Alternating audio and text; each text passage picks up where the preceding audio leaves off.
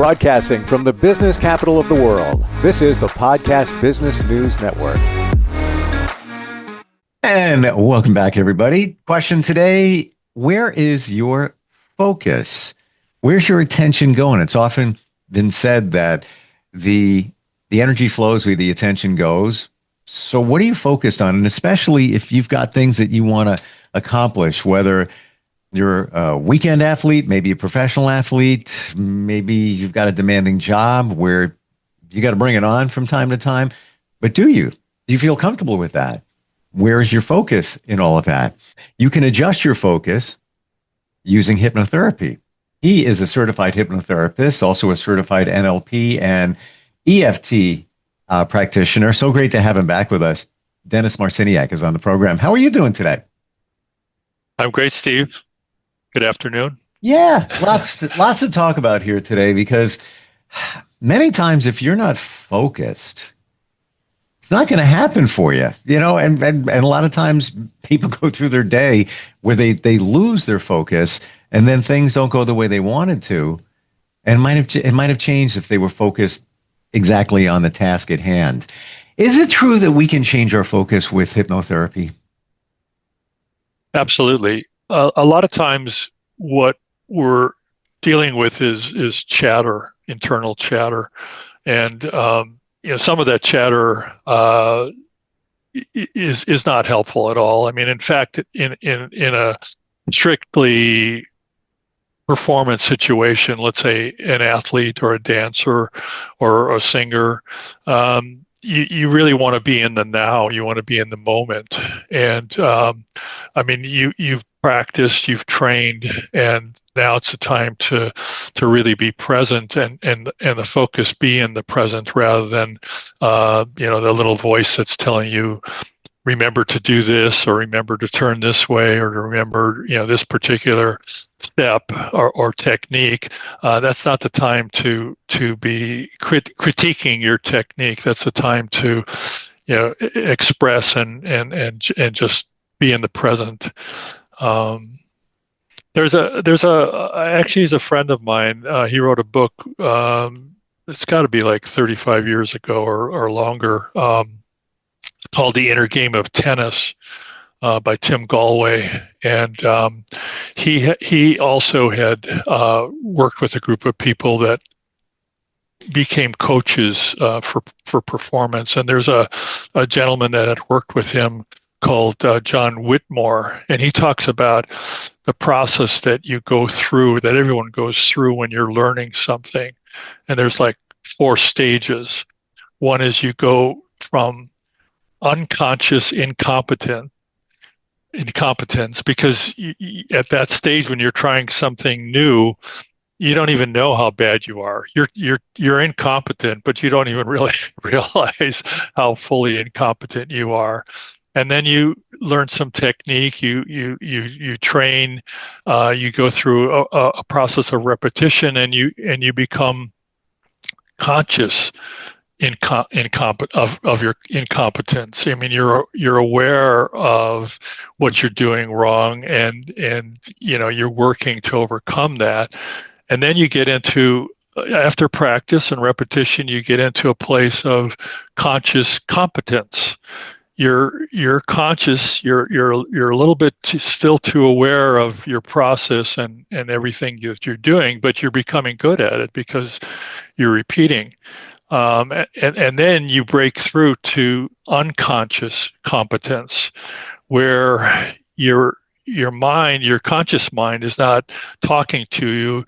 You're just letting the unconscious. You've practiced. Your muscle memory is there, and you're in the zone, so to speak. You get to that point where you're not thinking about everything, and you're in the zone. That's really cool. I've been going through something myself that I have to smile about. I've been seeing someone, and we like to go dancing, and I always enjoyed just rocking out to the beat and just doing my thing, and so I'm learning some some swing dance steps, and just to go through that process again. I mean, it's actually really good for your brain, because it challenges you to try something new, and get over whatever reluctance you have to, look foolish or to be incompetent. And I'm at that conscious incompetent state where we're maybe starting to go into conscious competence, and it's a process, and it's fun, and I smile because it's just getting beyond again my own self-talk, like, oh, your feet are too big, or too stumbling over yourself, kind of thing. But it's an interesting process. I'm right there with you, and I you should never say never, but I've said before, I never could do that. I don't know what it is. My brain is not wired to remember dance moves or anything like that. I think I'm organized. I have a good memory, but those things, like even somebody asked me, why don't you be a wedding DJ back in the day? And I'm like, no, because then I have to remember the format. If this changes, that's got to change. Bring a couple in. Blah, blah, blah, blah. Like, I don't want to do that. Like, I want to do my own thing. So I get what you're saying there. And this new dance thing is probably taking you out of your comfort zone, would you say? Sure, absolutely. Yeah. Wow. Yeah. So how do you get to that point where you're consciously competent? Is it just by repetition? Is it by just eventually just building not your courage, but just I can do this. Like, you feel that you can do this. Did you, in the beginning of this, did you feel like, I don't know how this is going to go? When you first started? I at the beginning of this, I felt confident because I've always, I think, had pretty good rhythm and have enjoyed dancing and have been complimented in the past, just kind of doing my own thing. So I figured I would get through it. So that's a plus. What happens though is, for some people, they don't have that attitude. They have the attitude of, I'm never going to get this, and I'm never going to learn, and I'm just too stiff, or my feet are too big, or whatever.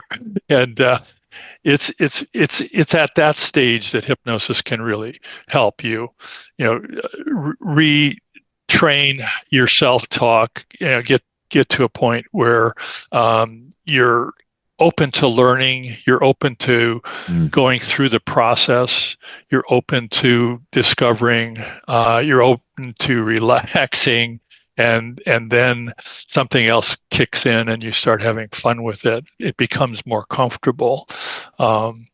It's like that baseball player. It's an old Dodger, and so maybe people who aren't familiar with the Dodger baseball team, but there's an old second baseman, Steve Sachs. He was actually an all-star, and then all of a sudden one year, he couldn't throw the ball to first base. I mean, it just was ridiculous. It was like a comedy of errors. All of a sudden, he'd become, Ringling Brothers and Barnum and Bailey's Circus, where he threw the ball all over the place, and he just couldn't do it. And so what happens to that? All of a sudden, someone who's got, muscle memory and years of playing baseball, all of a sudden just gets so in his head, and his focus becomes not throwing it wildly. Instead of focus on the target, and just get out of your head. Do whatever you have to do to get out of your head, because your body knows how to throw the ball to first base. So it's a combination of things. It might be replacing. It might be replacing negative self-talk, or in other cases, it's just distracting that self-talk to the point where you can not be thinking, and you're just in the presence. In his situation, what do you think was going on there? Was it all of a sudden something snapped in his mind where I gotta live up to this? I'm an all-star. I gotta bring it on. What if I can't though? And just by having that, call it negative chatter in his mind, then he didn't. because he was thinking that. Do you think that's what might have happened? That's part of it. It just builds. Again, it might have been simpler at the beginning if it got nipped in the bud. And most of the time people will get over stuff like that simply, but in some cases, you build and put more pressure on yourself. I mean, you look at I was a big Kobe Bryant basketball fan, and he talked about the Mamba mentality and so forth. And I saw at times when that whole thing kind of worked in reverse for him, like he put too much pressure on himself. It's Game 7 in the finals. I remember this one particular series against the Celtics, and both teams came out so tight. It's like they couldn't make a basket. There was so much pressure because it was a lot of money on the line and a lot of prestige on the line and so forth, and the least likely guy was the guy who was scoring the most, and Kobe was throwing up bricks. But what I saw also was that he found other ways to be successful. So he focused on rebounding and he focused on passing. And then all of a sudden you could see he got in his flow again. So create some success and let that success flow into the other parts of your game. And then all of a sudden he was hitting shots again too. So it's kind of an interesting, like with relaxation, like even when we go into hypnosis, sometimes one of the suggestions will be to get you into a deeply relaxed state would be just feel what part of your body feels the most relaxed at this time. And then as you focus and concentrate on that relaxed feeling and whatever part of it is of your body that it is in, notice that relaxation is going to start to spread to other parts of your body. And just by that suggestion, all of a sudden you see the person relaxing, and all of a sudden their shoulders are more relaxed, and you can see that the process of them visualizing or imagining that the relaxed feeling is spreading out through their body. In performance, it can be a similar kind of a thing where I'll just go back to the basketball analogy. You've got somebody who's a good shooter, and you'll even hear commentators say, he just needs to see the ball go in one time, and then he'll be in the flow. And so you've got somebody that starts off cold, and he's not making shots, but then he gets fouled, and then at the free throw line, he's got more time to just take a deep breath, relax himself, and see that ball go in the basket. And then all of a sudden, he's hitting 3-pointers and so forth. So see the success, and then it's as if the success will spread in the rest of your game or in the rest of your performance. A lot of times when we're talking about hypnotherapy, the word suggestion comes up. The power of the suggestion, where you're working with somebody, you're suggesting something like you just did. Think of, the most relaxed part of your body. What does that feel like? And then suggesting that maybe it spreads to other parts of your body to really make you feel relaxed. It almost seems like the same thing where you're watching that player and he sinks a basket, somebody else does. It's almost as if that was a suggestion. Maybe it wasn't a throw that shot in, get that inside. That we suggest that you do. It just happened, but that was a suggestion to him of something that he needs to follow. Is hypnotherapy majorly about the suggestion? Yeah, very, very much so. There's kind of like two approaches that accomplish the same thing. One is if you've got something that's part of your unconscious programming that's become so big that it's an actual obstacle in your performance, then you address that issue. you address that issue by in a sense reframing it and minimizing it and using visualization to overcome it. But the other approach could be to just enhance your confidence, suggest that you're really at the top of your game. So there's kind of, it's like if you've got such a negative pattern that it's holding you back, you've got to somehow break up that pattern to allow a new, more positive, more productive pattern to come in. If it's not something that's so overwhelming, just by, in a sense, building up your focus and building up your confidence and focusing on the solution rather than the problem becomes the solution. So let's use your example of wanting to learn dance. Now, you said you're working on swing dance lessons? Yeah. Essentially? Okay. It's essentially, yeah. Let's say I'm trying to do that. And I come to you, Dennis, I met this person. This is their thing. I need to learn this. But I have a block. I don't even feel I can do it. I'm not coordinated. I can't remember things. In that example, how would hypnotherapy help me move forward in getting a little bit better, at least? How would that work? Yeah, there's probably a couple different approaches you could take.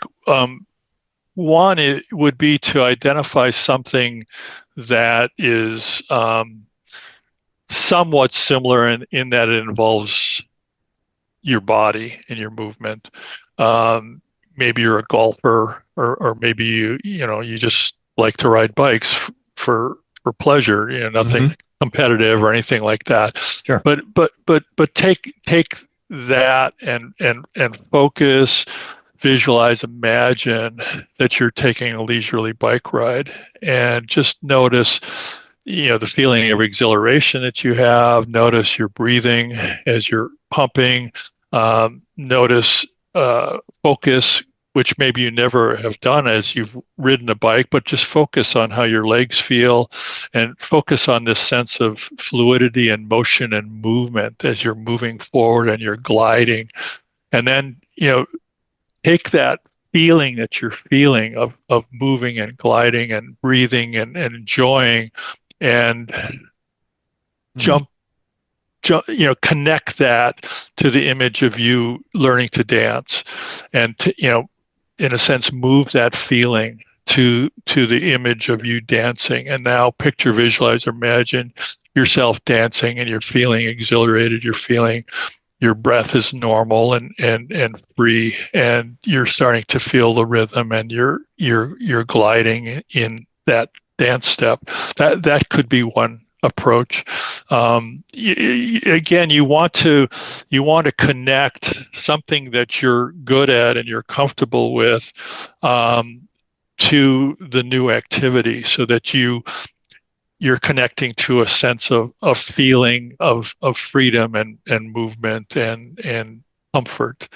You're getting beyond that part of you that's like so nervous and so overly analytical, and not allowing yourself the freedom to let go and well, it seems mistakes. Like there's got to be a block in these situations. And I'm just, using this one. We started with this. It could be anything. Yeah. How often do you identify what the quote unquote block is when you work with somebody through hypnotherapy? Does it often get revealed? Sometimes get revealed? It often gets revealed, and often it can be very helpful, because it might give you another, kind of angle to come at it with, to break up that block. But often it's just a little thing of focus. I mean, if you take somebody, going back to the athletic performance thing, if you take somebody who's just a weekend golfer, for example, and that would be me. I can use myself as an example. When I first would golf, you get to a water hole, and I'd be so focused on that water. I'm up at the tee, and there's this big blue pond in front of me, and without even realizing it, I was so focused on the water that I'd take a practice swing, feel nice and loose, and then step up and hit the ball and it go right in the water. And I learned that I have to focus beyond the water. I mean, in some cases, you have to lay up the shot, Sure. but focus on the tee, focus on the flag. The water's not even there. You're so focused that you're not even seeing the water, and then you take a free swing. It's like, my God, it's no big deal. Yeah. So again, focus on the solution, not the problem, kind of thing. I I don't play tennis. Call it 4 times a summer. I have an older daughter. Usually we meet up, we'll play, and again, like 4 times. I'm not even kidding. And when I'm not thinking about it, I'm doing way better. And I Yeah. always try to get into that zone. Oh, I'm going to think about it. I'm just going to do it. Same thing with bowling. Some even say, yeah, I have a couple of beers. I bowl better because it's just kind of taking you out of your head. Is that in a way disengaging the block, if you will, whatever the block is that, taking it out of that gear and changing it into another gear, essentially what's Yeah. going on? Yeah, and going back to what we talked about when we started was that you're going from that conscious competence to that unconscious competence. You're taking it out of your head. Yep. I mean, some sports, people are known for trash talking, and one way, I mean, you've got an opponent, and tennis is a perfect one because it's a one-on-one sport. I don't know that there's necessarily that much trash talking in tennis because there's a little bit more decorum in that sport. Excuse me. But one way to get somebody in their head is to compliment them. But you're killing me, boy. You're so fantastic. It's like, and all of a sudden you get, the other guy's going, well, I am fantastic. It's like he gets in his head for a moment, and all of a sudden he's out of the flow. Basketball, that happens a lot more. You can see you guys in each other's face, trash Right. talking, psyching each other out, kind of thing. And that's, I guess, intentional, just trying to belittle the opponent so they feel that they're inadequate. And then, like you said, that attention is going. That's the way the game is going to go. Wow. Interesting. How do we find you? I'm sorry. Yeah, go ahead, Dennis.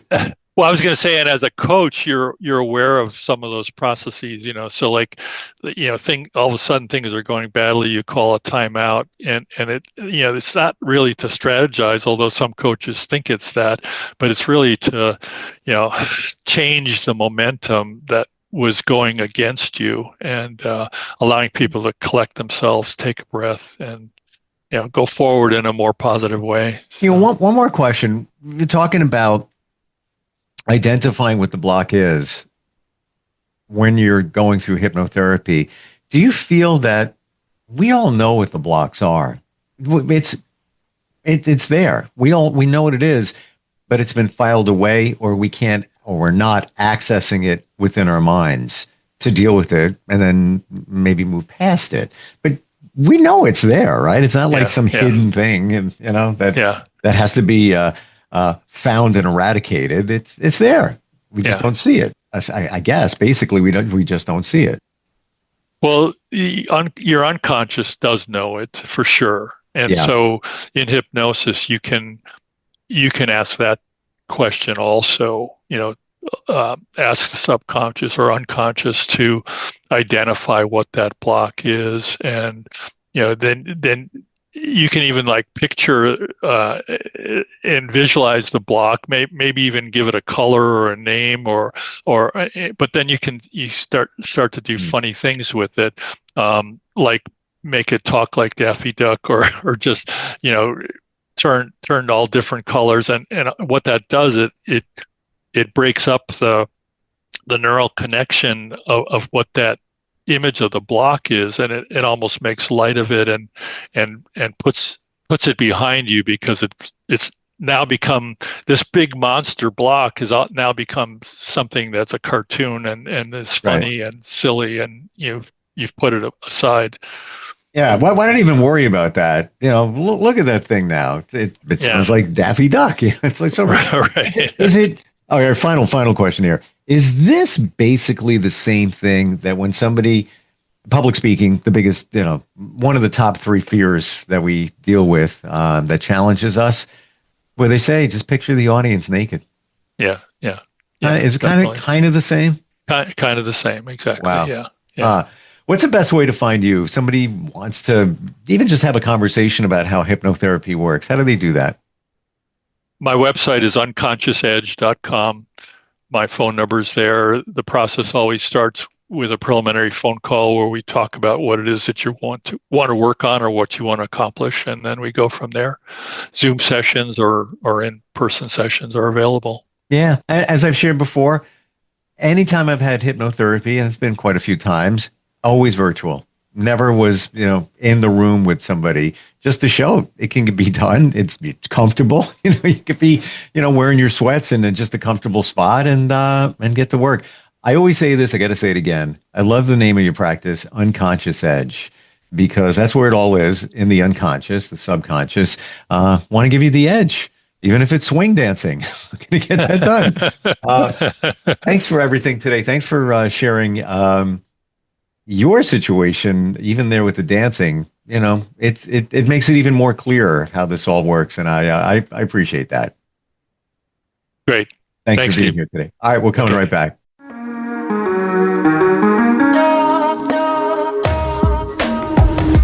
Broadcasting from the business capital of the world, this is the Podcast Business News Network. Hi, this is Terry Crews, actor, former football player, game show host, father of 5, and all-around big dude. I'm also an expert on drama. I know all kinds of drama. There's the good kind that comes with having a house full of kids. There's the bad kind, like season-ending injuries. There's the necessary kind, like having an agent in Hollywood. And there's silly drama, like the drama around my percolating pectorals. And then there's the drama you can skip. Skip the drama that comes with not having your high school diploma or equivalency. Find free adult education classes near you and finish your high school diploma. Visit finishyourdiploma.org. Or text diploma to 97779. Message and data rates may apply. Reply STOP to opt out. That's diploma to 97779. And leave the drama to actors like me. Brought to you by the Dollar General Literacy Foundation and the Ad Council.